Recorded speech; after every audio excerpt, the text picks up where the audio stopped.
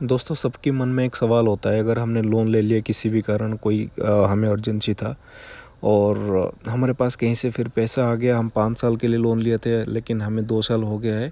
अभी हमारे पास जो भी अमाउंट है लोन के लिए वो पूरा हमारे पास है और हम चाहते हैं प्री क्लोज़र करने के लिए, क्योंकि हमें ज़्यादा ब्याज देने की आवश्यकता ना पड़े।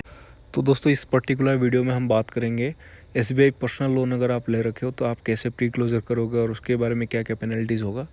ऐसे दोस्तों हर एक लोन अलग अलग टाइप के लोन, ऑटो लोन्स है और होम लोन्स है, इसके अलग अलग पेनल्टीज़ होता है अलग अलग टाइम ड्यूरेशन के लिए। लेकिन सबसे जो ज़रूरी चीज़ होता है दोस्तों, जब आप लोन अप्लाई करते हो उस टाइम आपको एक लोन सैंक्शन लेटर मिलता है। वो सैंक्शन लेटर ज़रूर आप बैंक से लेना और उस पर सब आपकी टर्म एंड कंडीशंस लिखा हुआ रहता है। तो यहाँ पे जो नॉर्मल एक एक्सप्रेस क्रेडिट लोन होता है दोस्तों, वहाँ पे आप अगर 2 साल से पहले प्री क्लोज़र कर रहे हो तो यहाँ पे आपको 3% प्लस GST देना पड़ता है। यानी कि आप अगर 5 लाख की लोन ले रखे हो और आपकी जो प्रिंसिपल अमाउंट है अभी 2 या 2.5 लाख बचा हुआ है, उसके ऊपर आप एक साथ पेमेंट कर रहे हो तो उसका 3% प्लस GST लगेगा दोस्तों वहाँ पे आपको। लेकिन एक आसान तरीका है जहाँ पे आपको कोई ज़्यादा चार्जेस देने की ज़रूरत नहीं पड़ेगा। तो दोस्तों यहाँ पे आप सबके पास इंटरनेट बैंकिंग या आपकी योनो SBI की जो एप्लीकेशन ये होगा, यहाँ पे आप लॉगिन करने के बाद आप यहाँ पे पेमेंट एंड ट्रांसफ़र पे क्लिक करोगे तो यहाँ फंड ट्रांसफ़र से जो कि ओन SBI अकाउंट में करना होगा।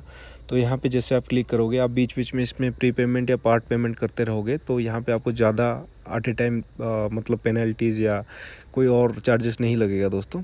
तो यहाँ पे देखिए, आप जहाँ से आपको पे करना है उस अकाउंट को सिलेक्ट करिए जिस पे आपकी अमाउंट है, और जो लोन अकाउंट यहाँ पे आपको शो हो जाता है उसको आप सिलेक्ट कर लीजिए।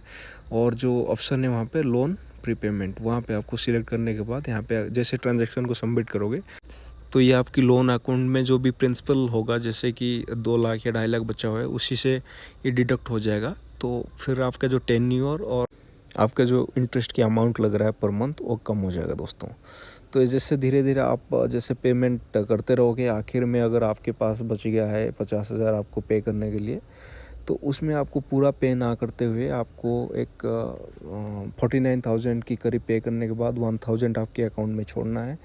फिर आपको एक आपकी जो रजिस्टर्ड ईमेल आईडी है वहाँ से एक मेल लिखना है उस पर्टिकुलर ब्रांच को जहाँ से आप लोन लिए थे।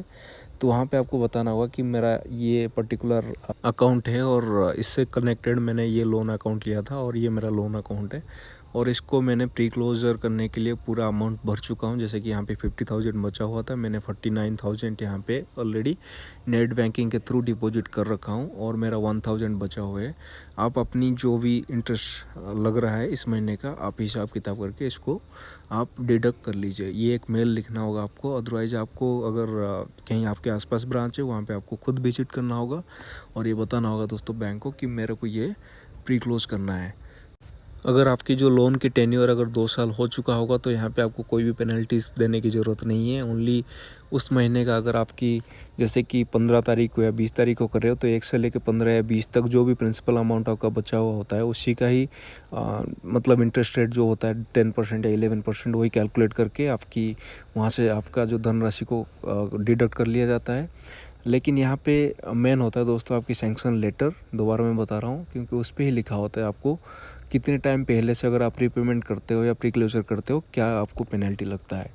ये हर एक लोन के लिए अलग अलग होता है। तो सबसे पहले आप सैंक्शन लेटर चेक कर लीजिए, वहाँ पे आपको क्लियर मिल जाएगा कि अगर आप 3 महीने पहले या 1 साल पहले इसको प्री क्लोज कर रहे हो तो आपको इतना % की पेनल्टी लगने वाला है प्लस GST। तो दोस्तों ये था एक छोटा सा इन्फॉर्मेटिव वीडियो। आशा करता हूँ वीडियो आपको पसंद आया होगा। Thanks for watching, love you all.